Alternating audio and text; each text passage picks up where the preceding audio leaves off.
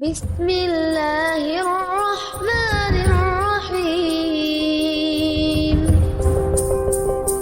Assalamualaikum warahmatullahi wabarakatuh.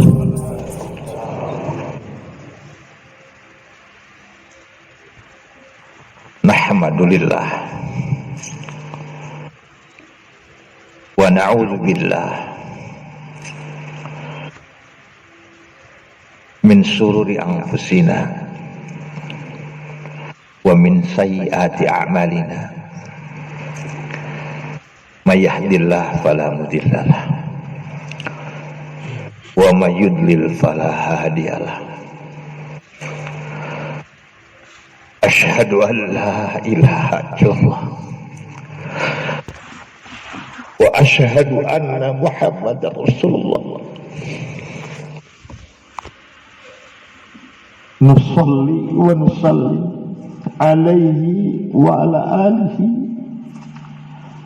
wa ahlihi wa ashabihi wa man tabi'ahu ila yaumil qiyamah. Amma ba'du, faya ikhwani fillah, najtami nahnu fi hadzal makan al-mubarak insyaallah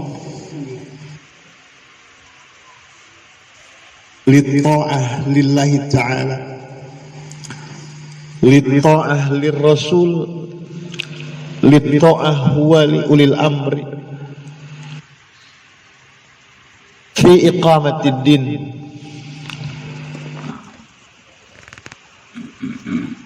Kita kumpul, kita datang dari tempat di mana kita menyukainya tempat itu, dan kita tinggalkan sekarang tidak ada lain kecuali hanya untuk belajar ikhlas, untuk belajar memurnikan amalan kita ini. Tidak ada lain kecuali hanya untuk Allah. Kalau kita lihat saudara-saudara kita di Palestina, mereka yang datang ke sana tidak ada niat yang lain kecuali hanya untuk meraih hidup yang mulia dan ingin mendapatkan mati syahid. Padahal bisa saja Palestina itu ditinggalkan, tapi karena Allah sudah pilih, itu mungkin yang dilihat akan mendatangkan dan diturunkannya oleh Allah rezeki syahadah, rezeki kematian, mati syahid. Karena kita ini disuruh oleh Allah dengan kalam Allah, kita lebih banyak melihat yang lain-lain sehingga tidak bisa menyentuh hati kalam Allah ini. Padahal kita sering baca di muqaddimah, setiap khutbah dibaca itu juga, a'udzu billahi minasyaitonir rajim. Aku berlindung dengan ajaran Allah agar diselamatkan dari ajaran-ajaran setan yang terkutuk. Ya ayyuhalladzina amanu, wahai orang-orang yang sudah membenarkan dan meyakini kebenaran Islam, meyakini kebenaran ajaran yang datang dari Allah dan Rasulnya. Wattaqullah haqqa tuqatih, hendaklah kamu bertakwa kepada Allah dengan sebenar-benarnya. Wala tamutunna illa wa antum muslimun, Dan janganlah kamu mati kecuali kondisimu dalam keadaan Islam. Pada ayat ini pendek tapi tajam menghunjam kepada hati. Allah akan ridho kalau melihat hambanya mati dalam keadaan tugas, mati dalam keadaan sedang melaksanakan ajaran Allah, sedang melaksanakan tugas dengan sebenar-benarnya.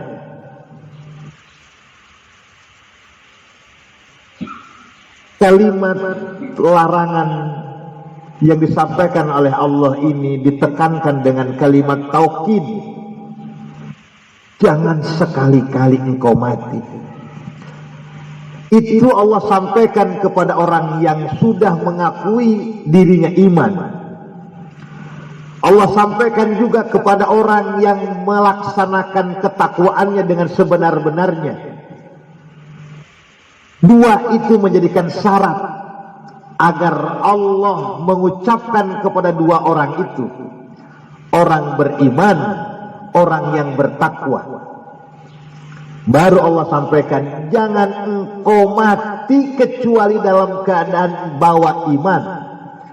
Jangan engkau mati kecuali kamu dalam keadaan bertakwa.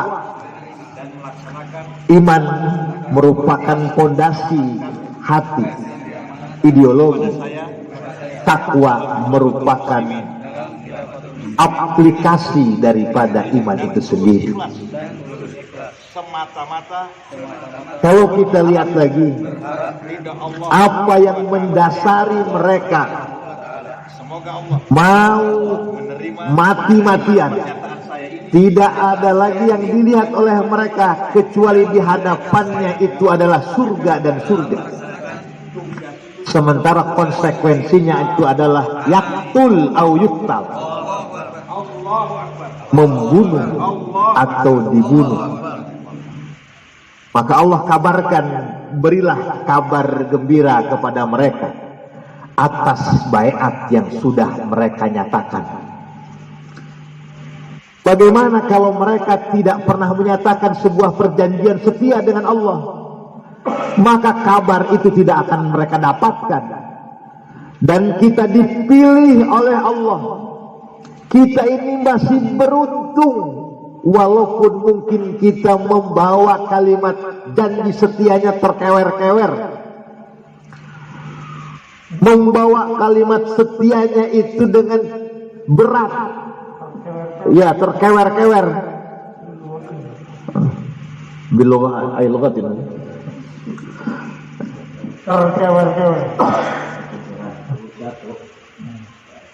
Jadi saking beratnya kita ini membawa kalimat itu. Tapi alhamdulillah, mudah-mudahan masih terikat kita ini. Awsaqul ural iman. Sekuat-kuatnya ikatan iman. Al-hubbu fillah wal ghuddu lillah. Saling mencintai karena Allah dan saling membenci, kalaupun benci juga harus karena Allah. Maka boleh kita ini benci sama kita, karena itu bentuk rasa kasih sayang antara kita. Boleh kita saling mencintai sesama kita, karena itu adalah bentuk rasa kasih sayang kita, agar kita tetap berjalan bersama menuju keridhaan Allah. Urusan nanti tempat yang diridhoi oleh Allah, bagaimana Allah punya kehendak, dan mustahil hamba yang diridhoi oleh Allah ditempatkan di neraka, itu mustahil. Maka kita kejar kecintaan Allah dengan kecintaan kita kepada Allah. Maka kalimat untuk menerjemahkan wala tamutunna illa wa antum muslimun itu diterjemahkan pada ayat berikutnya. Bagaimana ayat berikutnya? Wa'tasimu bihablillah. Yuk kita berpegang dengan sistem Allah. Kita terus pegang erat-erat sistem Allah itu, habl Allah itu. Terus bagaimana? Apakah satu-satu? Apa dua-dua? Jami'an, semuanya. Maka ketika kita pegang semuanya, kalau ada teman kita pegangnya kurang erat, maka kita tegur. Ayo, takut lepas, pegang kuat lagi. Nah, sehingga kalimatnya di situ jami'an. Jami'an itu berjamaah. Berjamaah itu pasti ada pemimpinnya. Dan pemimpinnya tidak ada lain yang beriktisam kepada habl Allah itu, yakni dulu Nabi dan dilanjutkan dengan khalifah. Sementara kita ini tidak ada yang beda di antara kita. Kita ini sama-sama untuk membantu terhadap pemimpin kita, untuk membantu khalifah. Jadi apa? Jadi makmum. Kita ini menjadi makmum saja. Sebab kalau berjamaah ada imam saja, kemudian makmum tidak ada, jamaahnya batal, tidak berjamaah. Bagaimana cara kita membantu imam? Sudah tidak ada lagi lal kalam, tidak ada pembicaraan yang lain. Illas sami'na wa ata'na, kecuali mendengar dan taat. Kalau kita ini mendengarnya kurang, pasti ketaatannya kurang. Itu tanda kita belum begitu kuat memegang tali Allah. Nah, maka mohon maaf, anak ini dikasih amanah oleh antum-antum untuk belajar memimpin dalam mentaati perintah Allah, perintah Rasul, dan perintah ulil amri yang sifatnya didaulah. Maka semuanya tidak ada lagi yang bagian yang tidak penting. Semuanya bagian penting, tidak terkecuali. Ajaran Allah ini harus mulus. Ajaran Allah ini harus khalis, murni, tidak kecampuran dengan yang lain. Maka subhanallah amma yusrikun, Maha suci Allah dari apa yang telah mereka serekatkan, apa yang mereka kotorkan, Allah akan bersih. Kita lihat di surat Al-Hasr itu, walladzina ja'u min ba'dihim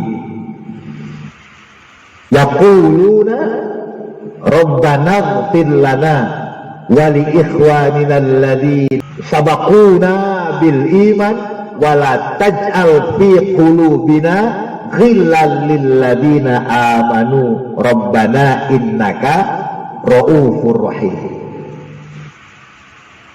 Dan kalimat ini datang setelah Allah memberitahukan kepada kita bagaimana persaudaraan yang diikat oleh iman antara kaum Ansor dan kaum Muhajir.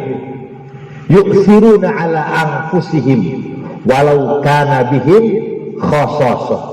Senantiasa mereka lebih mengutamakan saudaranya walaupun dirinya musuh.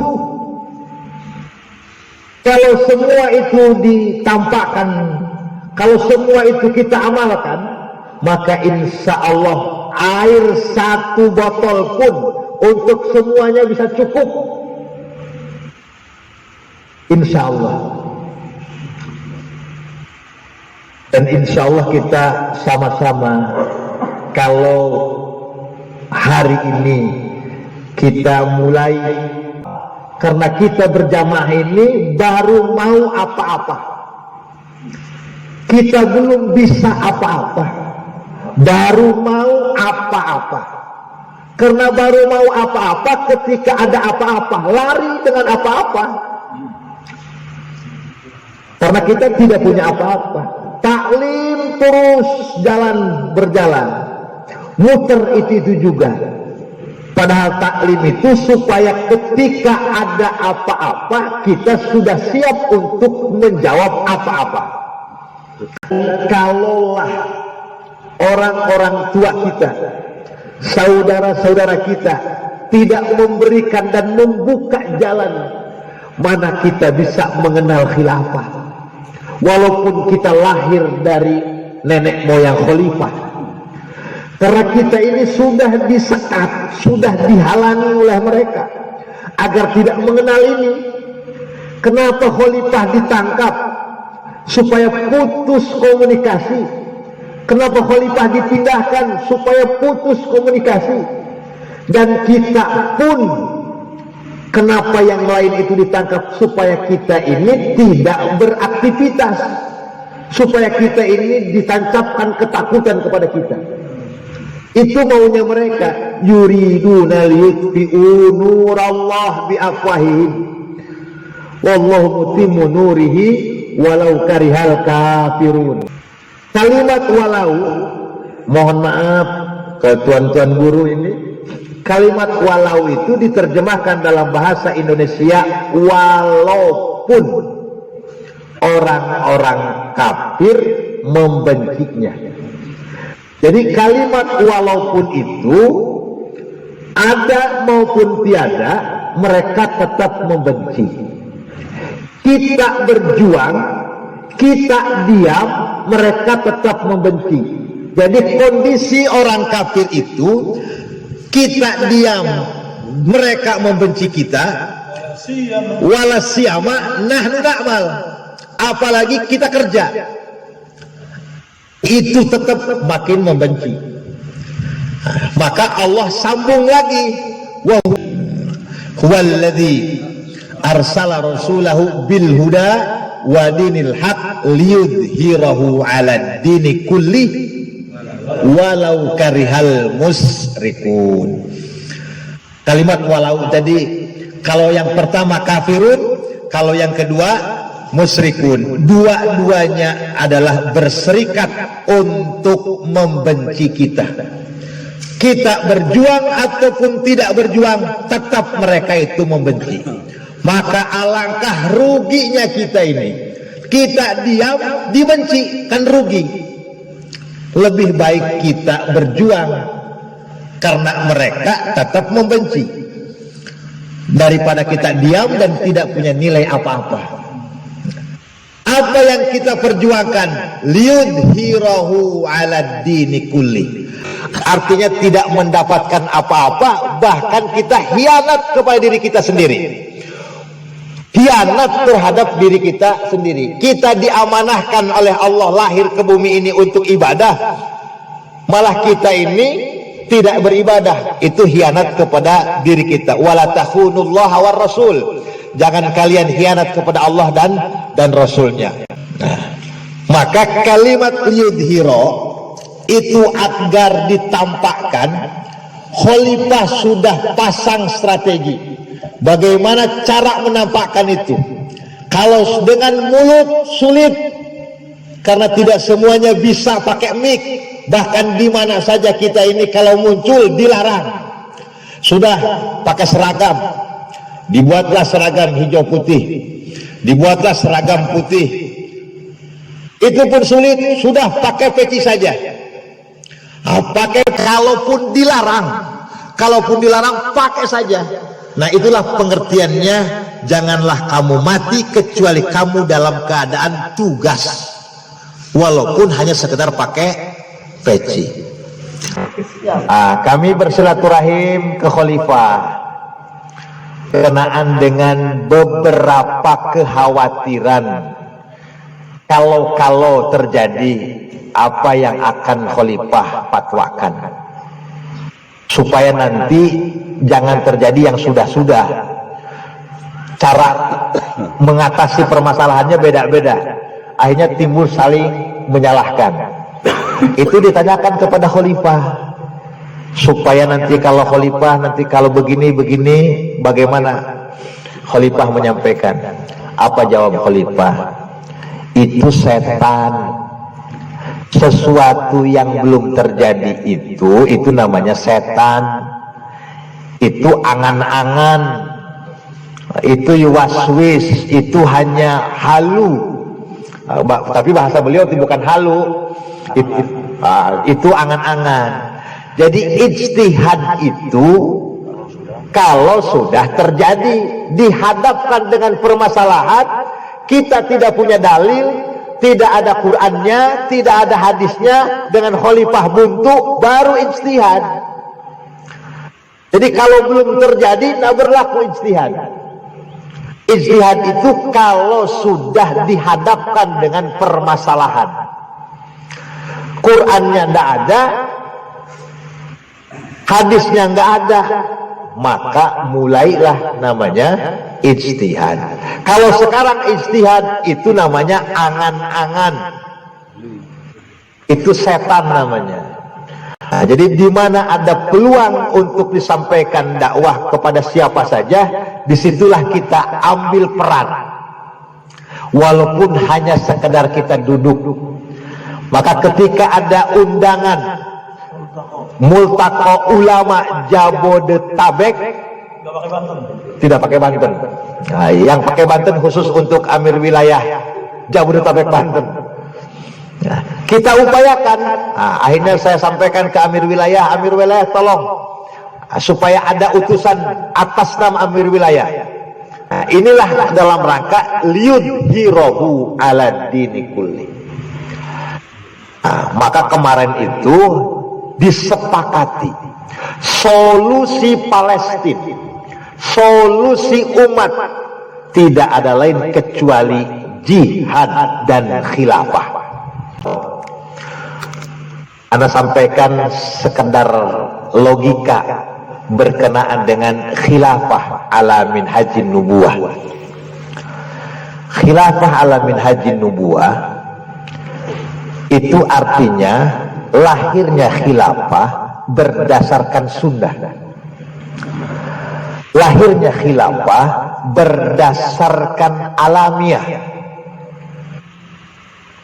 Karena jamaah ini dianalogikan oleh Rasul dengan kalimat K itu seperti kal jasad wahid, seperti tubuh satu.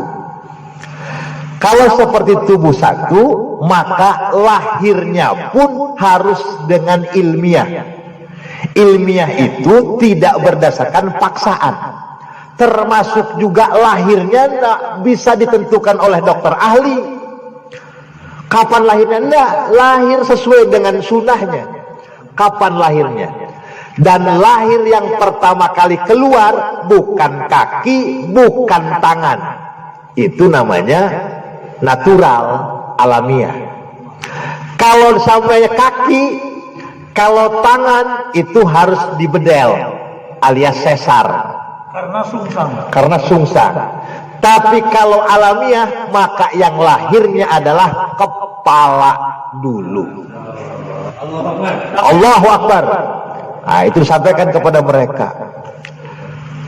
Walaupun belum tahu nih, apakah ini ada kakinya, apakah ada tangannya, tidak tahu. Yang penting nongol kepalanya, sudah merupakan kegembiraan yang luar biasa.